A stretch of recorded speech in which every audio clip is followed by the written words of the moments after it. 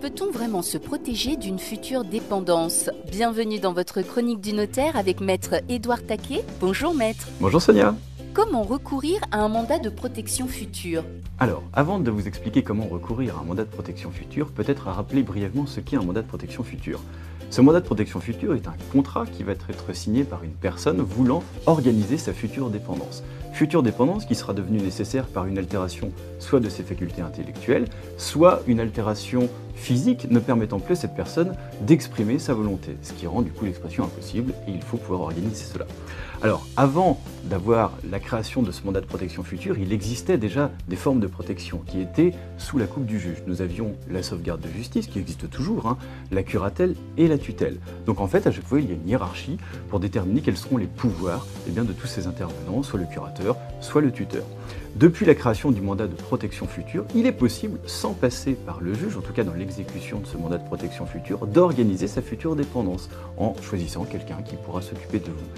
Pour ouvrir ce mandat de protection future, il est nécessaire de faire constater cette altération. Et cette altération, soit de ses facultés intellectuelles, soit de son état physique, ne permettant plus d'exprimer sa volonté, et bien doit être certifié par un médecin qui est établi sur une liste qui est donnée par le procureur de la République, qui va attester par un certificat de cette altération de ses facultés. Quels sont les pouvoirs du mandataire et les droits du mandant? Alors, les droits du mandant sont extrêmement importants parce que c'est lui qui va avoir l'impulsion de la rédaction du mandat de protection future. En choisissant d'organiser sa future éventuelle protection, il pourra déterminer quels seront les droits du mandataire, ce qu'il aura le droit de faire sur son patrimoine et surtout ce qu'il voudra qu'il soit fait, notamment s'il veut conserver la possibilité d'aller au cinéma régulièrement pour aller voir telle séance, il pourra bien préciser que cela doit être fait. Le choix du mandataire sera bien sûr totalement libre. Généralement, c'est un proche, quelqu'un de la famille, un ami en qui il a entière confiance. Les pouvoirs qui seront transmis à cette personne seront plus ou moins étendus. Il pourra bien sûr les choisir, il pourra les limiter, il pourra les rendre beaucoup plus larges, mais il y aura une limite, c'est le choix de la forme du mandat. Soit il est par acte sous seing privé et les pouvoirs seront plus limités, soit il est par acte notarié et les pouvoirs seront plus étendus.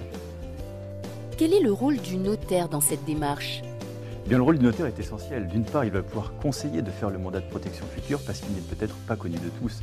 Et deuxièmement, une fois que la volonté sera prise d'organiser sa future protection, la rédaction du mandat sera faite par le notaire. L'avantage, c'est qu'il permet d'assurer une plus grande palette d'actes à faire par le mandataire, notamment la vente d'un bien immobilier. Et encore une fois, la rédaction sera primordiale, donc le rôle du notaire est très important. Cette protection qui va dans le sens d'une organisation de son futur doit passer par l'accompagnement d'un notaire. Merci maître Taquet. Merci Sonia. À très bientôt dans Visite Immo.